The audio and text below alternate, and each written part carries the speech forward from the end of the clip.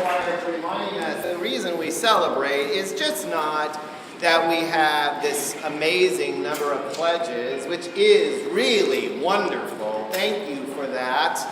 But we have reason to celebrate because of what God has done for us and continues to do for us and will do for us, because God sent God's Son in human flesh that we might learn about love. That we might learn about love. I love this gospel text, and I have preached it many times. But one of the things that I noticed this time was the word law. L-A-W. Now, you know me. I am more than willing to stand up and speak up if I think laws might be wrong. And also willing to stand up and speak up if laws that are made to help preserve human dignity are not being followed. Hence, why would you have a bathroom with one side with a long line of women needing to go to the restroom, and the other side there's a men's restroom that is open with nobody in it? I stood up against that law. Because that guy said, oh no, we can't have women coming here because this is for men. I said, women, if I had to go to the bathroom, I'd go to the bathroom. So we stand up and we went, that's right. And it's important that we do that. And the reason that we do that is because as people of faith, we are called to share all of God's love with one another. And so when we see people that are being treated poorly, because somebody's ego, we're going to check that ego, right? And do so in a way that is hopefully not offensive. Now, I have to tell you, that little display, Kirk had heard about some of the advocacy and social justice work I had done in California with marriage equality. I don't think either one of us were expecting 5 cop cars with SWAT gear people racing over at that bathroom. And then they saw this little pastor, and all they said was, these women had to go to the bathroom. Right? That's social justice. That's sharing human respect and dignity. That's what law is about. The law that we read about in the Old Testament is not laws that are to govern behavior, right? Those laws were in place so that people could survive, right? And so that people could live more fully. And I think Jesus, believed that Jesus came so that people could learn that the law was friendly. The law was about love. The law is not about restriction. It is not a bunch of do's and don'ts given to us by some dictator in heaven, if you believe that the dictator is in heaven, telling us about ways we should behave. I believe that we cannot ever experience more or less of God. Because God is God. And God's love for us is not conditional on who we are, what we've done, what our plot in life is, or what we're going through. That love for us is consistent. Because God's love is about God. It has nothing to do with who we are. Amen. And at every point of our lives, God says, oh, you want to experience a miracle? Okay, just hand it over to me, and I will do that. The biggest miracle I think we struggle with is taking time to experience who we are as beautiful children of God. What would it be like if we saw God as a loving parent figure? Now, many of us did not grow up in homes where we had loving parents, right? And some of us, the pain and the brokenness that we have experienced is directly at the hand of how we were treated as children when we told the truth, right, about who we are. And yet, at the same time, that breaks God's heart. Why? Because that's not about love. Jesus' entire ministry was about loving relationship. About giving people reason to know that they deserve to be treated with loving kindness, right? And so I think we get this twisted image of who we are as people of God, as beautiful children of God.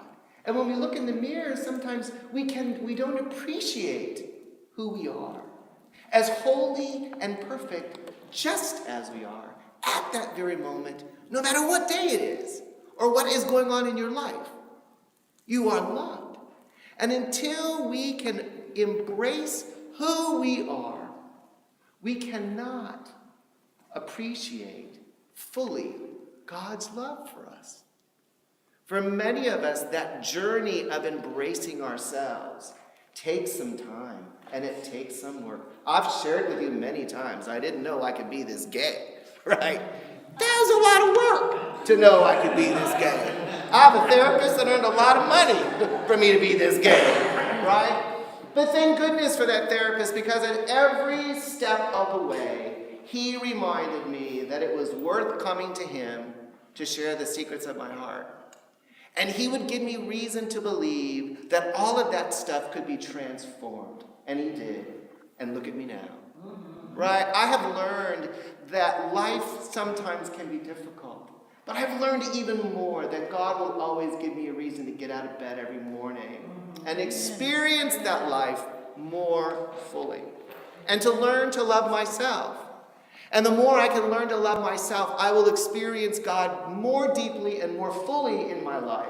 Because I would realize, and I do realize, and I hope you are learning to realize, that you are never, ever alone. And that God gives you solutions at every bend of your life.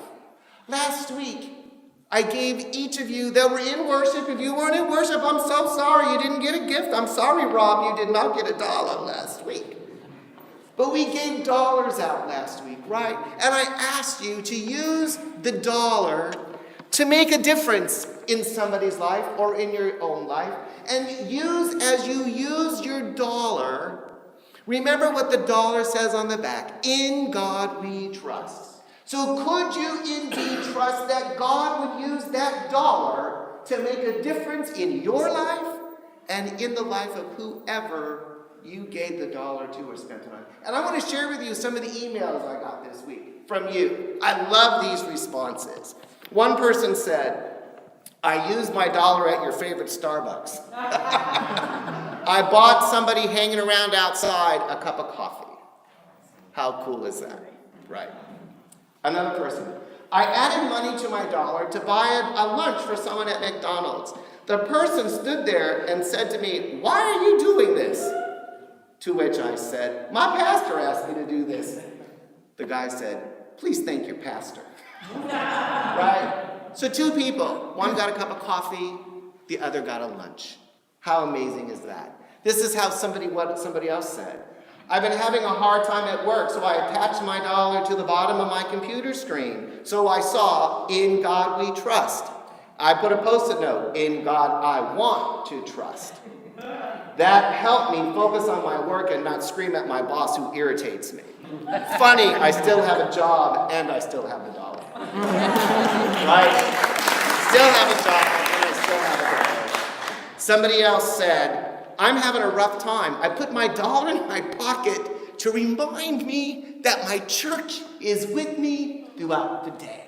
Amen. That my church is with me. And this last one, this was one of my favorites. I took my dollar to the Dollar Tree to buy something to give away to somebody else. Funny, I saw glitter paint and bought all the colors that they had and gave them to my neighbor's kids. They loved it, and they made me a picture for my refrigerator. You see what I'm talking about?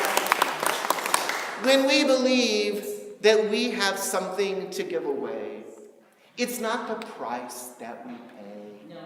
It's not. It's the intention of how we want to experience God and to be reminded that we are loved. And that's what it means, church, to love your neighbor. I know some of you live next to some of the meanest people on the face of the earth. And I wouldn't want to live next to some of them. That's why I moved to the Fayette, right? But at the same time, it's just not loving when things are good. It's loving at every step of the way. Because as we dare to love people, the way that we experience God's love, our lives change. Mainly they change because we begin to see our own self-worth differently. We begin to treat ourselves with kindness and respect. We begin to believe that God has good things for us. And then as we change, not only does our vision and our view of God change, but the ways that we handle every situation that we go through in life begins to change. Because we begin to see that we are of value and that we make a difference. That's what the law can bring us. A way to love God more fully, a way to love self in a healthy way, and a way to love neighbor as we love ourselves. And as we gather on Sundays, we are each other's neighbors. We go out into the world and we share what we experience here with others. That's why when somebody in the community dies, they want to have the service here, because they experience love here. This is why people call us all the time to have weddings here, because they've been here or they hear about you and how you believe God works in your life. Because we've established this safe place. This is why we send our friends away on vacation, some that are retiring, learning that life is good in other places, and they want to be there. But it's because they understand that God is with them always. And as they come back home, this will always be home in a special way, because you experience God here. This is what it means to be transformed, to allow the law to transform you in a way that it's not a dictator. God has more love than we could ever imagine. And as we experience that love more fully, we are really free. That's what freedom is about. We're going to dance in a minute to this song. Who knew there were two electric slide songs? We're going to dance again. And Carol Anderson pointed out this song to me because the words are all about freedom. And as we begin to love ourselves more fully and differently, we can be free, because God's love does make us free from anything we might be going through. And we can't help but want to celebrate that. So let's stand, come on out to the aisle, and let's celebrate the freedom that we experience in God. This is the Cowboy Electric Slide. Come on. I don't know it. I know the Joshua. Where's Sharon? Sharon. The only difference is when you go forward, touch, back, touch, you go stomp, stomp, stomp. That's the only difference. It's a regular electric slide. And listen to the words get faster. Here we go. Come on, church. Even if you don't know, you can pull inside. Here we go. Yeah.